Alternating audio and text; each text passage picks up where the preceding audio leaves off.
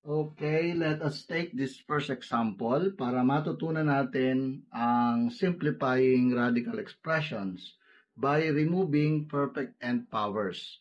Okay, dito, we are always be guided by the laws of radicals.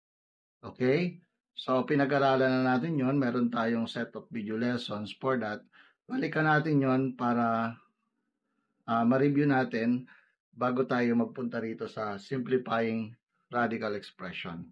It will be helpful kung unahin muna natin magkaroon tayo ng mastery about the laws of radicals.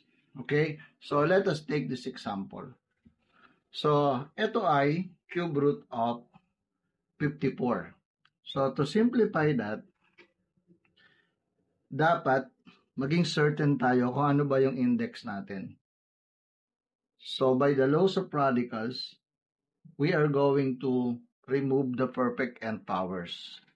So, ibig sabihin, ang hinahanap natin dito ay perfect cube. Perfect cube. So, if we are going to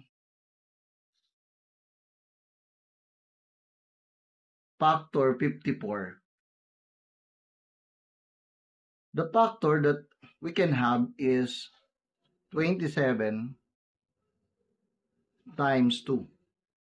That is equal to 54. 27 times 2.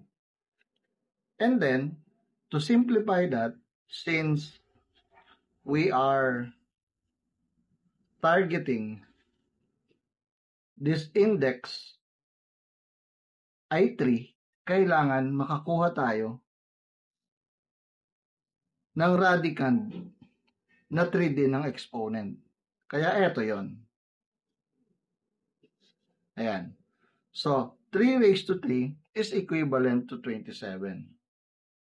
Kung hindi nyo alam kung paano yan nangyari, so balikan muna natin uli yung mga nauna nating video lessons about the laws of exponent. Okay? So, kailangan talaga, yung prerequisite nito is you are knowledgeable and skillful about the laws of exponent. Ayan. So, therefore, dahil parehas na ang index at tsaka yung exponent ng radicand, ay maaari nating ilabas yung 3 sa labas ng radical symbol na yan.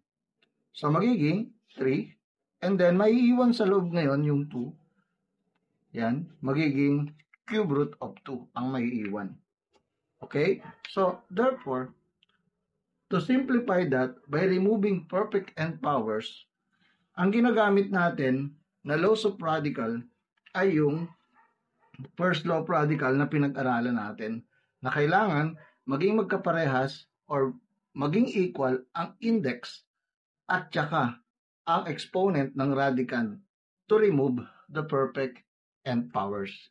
Okay? So, another example for that. Okay, let us again take as this additional example.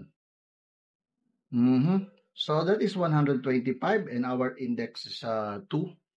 This is a square root, right, of 125x raised to 7.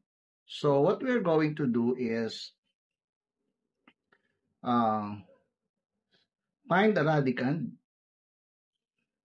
okay, na kung saan ay pwede nating ma-remove yung perfect and power. Ano ba yung perfect and power dito? That is the perfect square. Kasi ito ay 2. Itong ating index dyan ay 2. So, pwede natin yan i-factor na 25 times 5. And then, this one is x raised to 3 times raised to 2, then another x because it's 7. 3 times 2 is equal to 6 plus 1 is equal to 7. So, ayan na ngayon yung kanyang itsura. Because we are removing the perfect and power. Kaya kailangan ng index. Dahil ang index ay 2, kailangan natin ng exponent na 2. So, let us continue. Etong 25 na yan ay magiging 5 squared. And then, lagay uli muna natin yung 5. And then, the x raised to 3, raised to 2, and then x.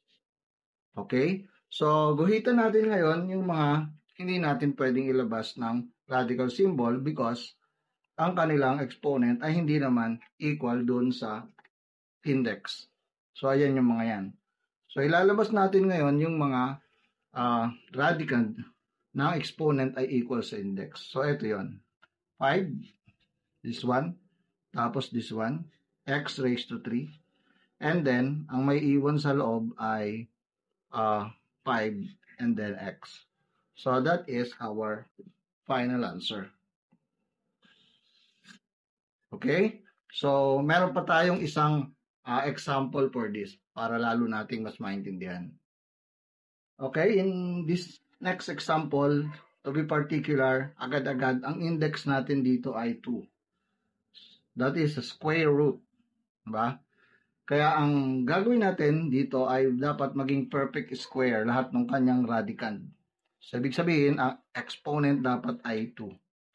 So, ang gawin natin ngayon dito, so, gawa tayo ng isang, yan, radical symbol. And then, etong 8, di ba yan ay 2 raised to 2 times 2? 2 raised to 2 is 4 times 2 is equal to 8. And then, ito namang x ay pwede natin gawing x raised to 2 then times x. Ayan. Di ba? 2 times 2 equals 4 plus 1 equals 5. And then, the y, pwede ang raised to 3 tapos raised to 2. 3 times 2 is equal to 6. Okay, remember, kaya natin ginagawang ganyan, ang target natin na maging exponent niya ay 2 para ma-remove natin yung perfect square. Okay? Then, the z. Yung z naman could be raised to 6, raised to 2, then z. Ayan, kasi yan ay z raised to 13. 6 times 2 is 12 plus 1, 13. So, ayan, nakaporma na tayo. Now, we are going to simplify. Lahat ngayon ay lalabas na natin. Lahat ng mga exponent ay 2. Pwede na natin siyang ilabas. Okay? So, guhitan muna natin yung mga hindi pwedeng ilabas. Yan. Yan, mga hindi pwedeng ilabas yan kasi ang exponent nila ay hindi 2. They are not perfect square. So, ito ngayon ay lalabas natin 2 and then x squared and then y cube z raised to 6. Ang matitira ngayon sa loob ay yung 2, x, and z. Okay?